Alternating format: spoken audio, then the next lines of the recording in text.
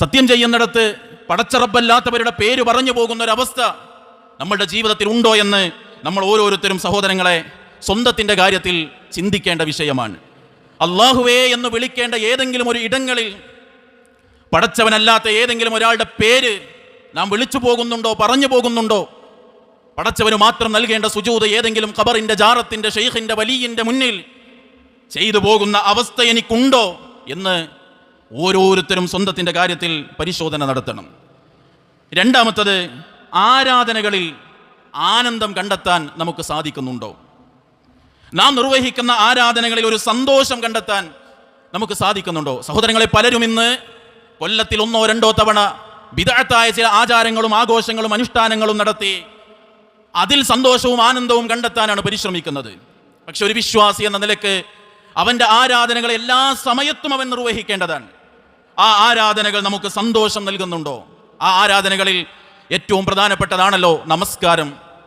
നിസ്കരിക്കാൻ ബാങ്ക് വിളിച്ചാൽ ഒരു സന്തോഷം മനസ്സിലുണ്ടാകാറുണ്ട്. നമുക്ക് ബാങ്ക് വിളി കേൾക്കുമ്പോൾ ഒരു വല്ലാത്തൊരു ആനന്ദം, പടച്ചോനെ അടുത്തൊരു ആരാധനയ്ക്കുള്ള ഒരു സമയം എനിക്ക് ലഭിച്ചല്ലോ എന്ന ചിന്ത. റസൂലുള്ളാഹി സ്വല്ലല്ലാഹു അലൈഹി വസല്ലം പറയാണ്, വജുഇലത് ഖുർറത്തു ഐനി ഫിസ്സലാ, എൻ്റെ കൺകുളിർമ എന്ന് പറയുന്നത്, എൻ്റെ സന്തോഷം എന്ന് പറയുന്നത് അത് ഞാൻ അനുഭവിക്കുന്നത് നിസ്കാരത്തിലാണ് എന്ന് റസൂലുള്ളാഹി സ്വല്ലല്ലാഹു അലൈഹി വസല്ലം ഓർമ്മപ്പെടുത്തുകയാണ്. എന്നാൽ വിശുദ്ധ ഖുർആനിൽ അല്ലാഹു സുബ്ഹാനഹു വ തആല പറയാണ്, കപട വിശ്വാസികളുടെ നിസ്കാരം എങ്ങനെയായിരിക്കും? വൈദാ ഖാമൂ ഇലസ്സലാത്തി ഖാമൂ കുസാലാ, നിസ്കാരത്തിന് അവർ നിൽക്കുമ്പോൾ അലസതയോടുകൂടിയാണ് അവർ നിസ്കാരത്തിലേക്ക് വരികയും നിൽക്കുകയും ചെയ്യുക. ഇതിലേതാണ് നമ്മളെ നിസ്കാരം? ഒരു ജമാഅത്തിൽ ഇമാം 2 ആയത്ത് അധികം ഓതുമ്പോഴേക്ക് ഒന്ന് കഴിഞ്ഞു കിട്ടിയെങ്കിൽ എന്നുള്ള ചിന്തയാണോ? അതല്ല, ഒരു സന്തോഷമാണ് നമുക്ക് ഉണ്ടാകാറുള്ളത്. ആരാധനകൾ റസൂലിന് സ്വല്ലല്ലാഹു അലൈഹി വസല്ലമക്ക് ആനന്ദം നൽകിയതുപോലെ നമ്മുടെ നിസ്കാരവും നമ്മുടെ ആരാധനകളും പരലോകത്തിന് വേണ്ടി നമ്മൾ ചെയ്യുന്ന കാര്യം ഇഹലോകത്ത് നമുക്കൊരു സന്തോഷം തരുന്നുണ്ടോ? പരിശോധിക്കേണ്ട വിഷയമാണ് സഹോദരങ്ങളെ. അങ്ങനെയാണെങ്കിൽ ഇന്നത്തെ സുബഹിന്റെ ജമാഅത്ത് നമുക്ക് കിട്ടിയോ? ഇന്നലത്തെ 5 നേരത്തെ നിസ്കാരം ജമാഅത്തായി നിർവഹിക്കാനുള്ള സൗഭാഗ്യം നമുക്കുണ്ടായോ? സുന്നത്തു നമസ്കാരങ്ങളിൽ വല്ലാത്ത ഒരു സന്തോഷം നമുക്കുണ്ടോ? ഇതൊക്കെ നമ്മൾ പരിശോധിക്കണം. പരലോകത്തേക്കുള്ള യാത്രയിലാണ് നമ്മൾ. ഇനി ഒരു 10 രൂപയെങ്കിലും അള്ളാന്റെ മാർഗത്തിൽ കൊടുക്കുമ്പോൾ കപട വിശ്വാസിയുടെ സ്വഭാവം എന്താ? വലാ യുൻഫിഖൂന ഇല്ലാ വഹും കാരിഹൂൻ, കൊടുക്കുമ്പോൾ തന്നെ ഒരു വെറുപ്പും മടുപ്പും കാണിച്ചിട്ടേ കപട വിശ്വാസി കൊടുക്കുള്ളൂ. പള്ളിയിൽ നിന്ന് ഇറങ്ങി പോകുമ്പോൾ ബക്കറ്റിക്ക് ഒരു 10 രൂപ ഇടാൻ മനസ്സെന്താ പറയുന്നത്?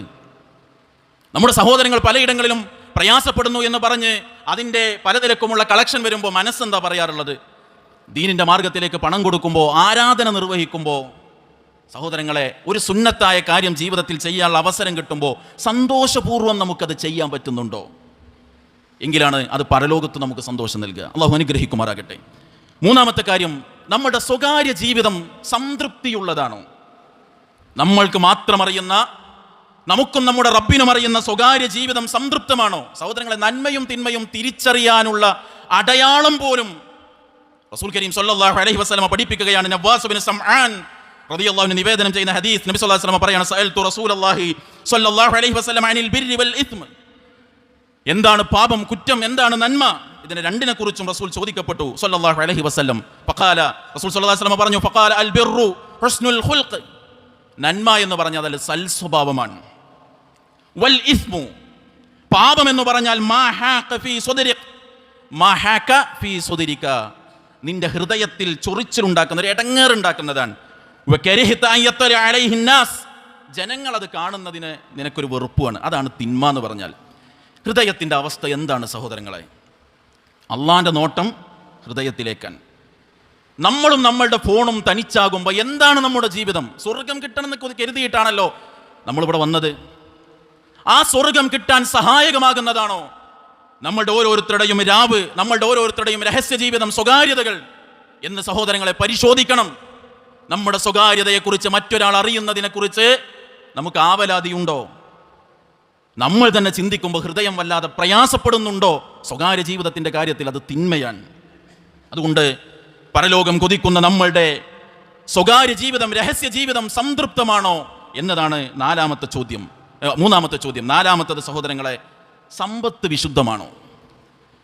സമ്പത്ത് വിശുദ്ധമാണോ? റസൂലുള്ളാഹി സ്വല്ലല്ലാഹു അലൈഹി വസല്ലം പറയാണ്, ഇന്നഹു ലാ യദ്ഖുലുൽ ജന്ന, തീർച്ചയായും സ്വർഗ്ഗത്തിലേക്ക് പ്രവേശിക്കുകയില്ല, ലഹ്മുൻ നബത മിൻ സുഹ്തിൻ, അള്ളാഹ്ക്ക് ഇഷ്ടമല്ലാത്ത വഴിയിലൂടെ വളർന്ന ഒരു ശരീരം അതൊരിക്കലും സ്വർഗത്തിൽ പ്രവേശിക്കൂല. അന്നാറു ഔലാ ബിഹി, അതിനേറ്റവും ഉത്തമമായത് നരകത്തിയാൻ.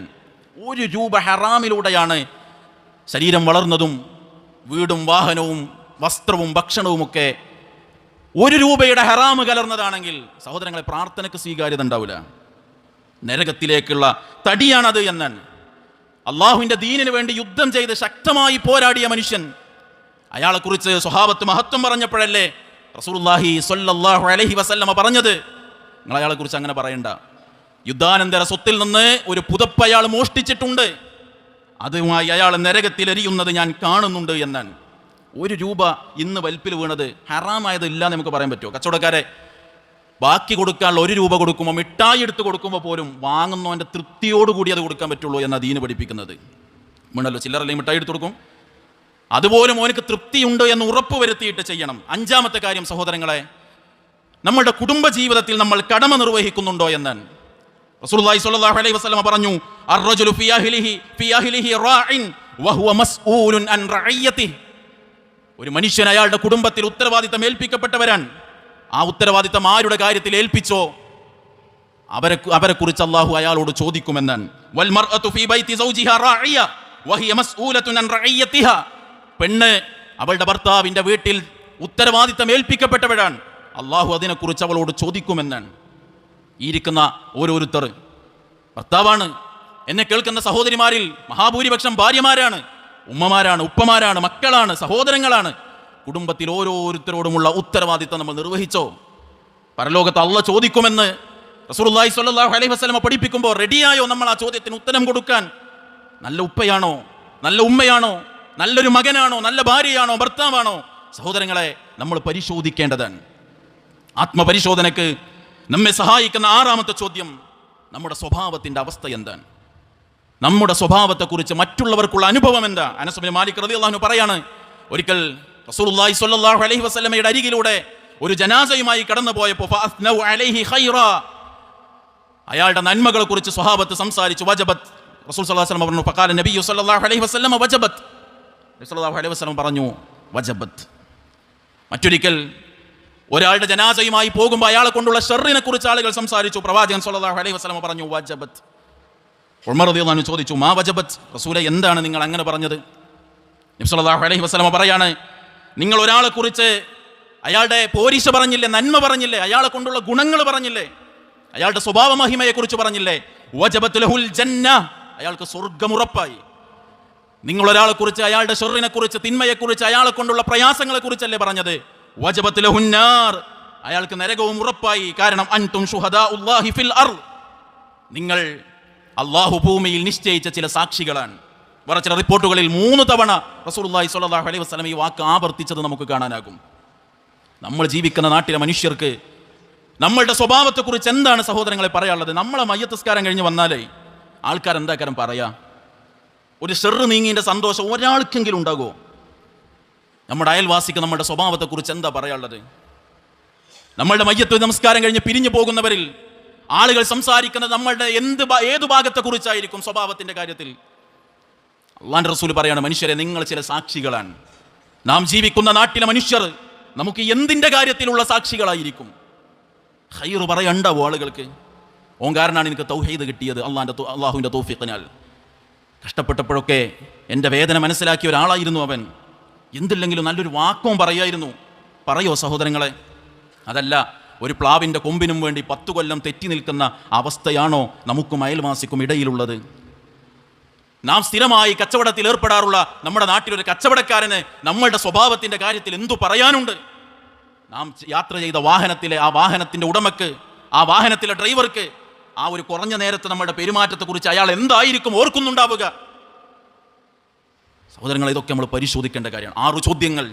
ഒന്ന് വിശ്വാസത്തിൻ്റെ മേഖലയാണ്, മറ്റൊന്ന് ആരാധനയുടെ കാര്യമാണ്, ഒന്ന് സ്വകാര്യ ജീവിതമാണ്, സാമ്പത്തിക രംഗമാണ്, നമ്മളുടെ കുടുംബ ജീവിതമാണ്, നമ്മളുടെ സ്വഭാവത്തിൻ്റെ മേഖലയാണ്. ഇവിടങ്ങളിലൊക്കെ രക്ഷപ്പെടാൻ പറ്റുന്ന ഒരവസ്ഥയുണ്ടോ എന്ന് പരിശോധിക്കുക. നന്മയുള്ള ജീവിതത്തിന് വേണ്ടി തൗഫീഖിനായി അള്ളാഹുവോട് പ്രാർത്ഥിക്കുക. അള്ളാഹു നമ്മെ അനുഗ്രഹിക്കുമാറാകട്ടെ.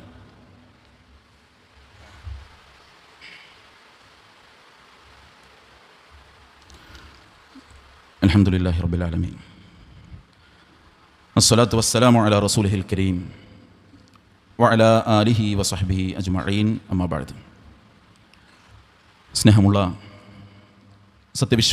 വിശ്വാസിനികളെ, അള്ളാഹുവിനെ സൂക്ഷിച്ചുകൊണ്ട് ജീവിക്കാൻ ഒരിക്കൽ കൂടി ഉണർത്തുകയാണ്, വസിയ്യത്ത് ചെയ്യുകയാണ്. അള്ളാഹു നമ്മെ അനുഗ്രഹിക്കുമാറാകട്ടെ. മഹദി അസ്മാ ബിൻത് ഉമൈസ് റളിയല്ലാഹു അൻഹ പറയുകയാണ്, ഖാല ലി റസൂലുള്ളാഹി സ്വല്ലല്ലാഹു അലൈഹി വസല്ലം, റസൂൽ സ്വല്ലല്ലാഹു അലൈഹി വസല്ലം എന്നോട് പറഞ്ഞു, അലാ ഉഅല്ലിമകി കലിമാത്തിൻ തഖൂലീനഹുന്ന ഇൻദൽ കർബി ഔ ഫിൽ കർബ്. അസ്മാ, ഞാൻ നിനക്ക് ചില കലിമത്തുകൾ പഠിപ്പിച്ചു തരാം. ആ കലിമത്തുകളുടെ പ്രത്യേകത, നിനക്ക് എന്തെങ്കിലും ഒരു വിഷമം വരുമ്പോൾ, ഒരു പ്രയാസം വരുമ്പോൾ, മാനസികമായൊരു സങ്കടമോ വിഷമമോ ഒക്കെ വരുമ്പോൾ അത് നീങ്ങിക്കിട്ടാൻ നിനക്ക് പ്രാർത്ഥിക്കാവുന്നതാണ് ആ ഒരു കലിമത്തുകൾ. എന്നിട്ട് നബി സല്ലല്ലാഹു അലൈഹി വസല്ലം പഠിപ്പിച്ചു കൊടുത്തത്, അല്ലാഹു റബ്ബി ലാ ഉശ്രികു ബിഹി ഷൈആ. അല്ലാഹു റബ്ബി, അല്ലാഹുവേ നീയാണ് എൻ്റെ റബ്ബ്, ലാ ഉശ്രികു ബിഹി ഷൈആ, ആ റബ്ബിൽ ഞാൻ ഒന്നിനെയും പങ്കു ചേർക്കുകയില്ല.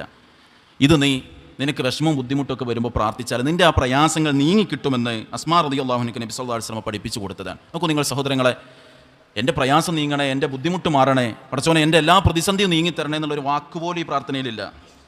ആകെയുള്ളത് എന്താ? തൗഹീദാണ്.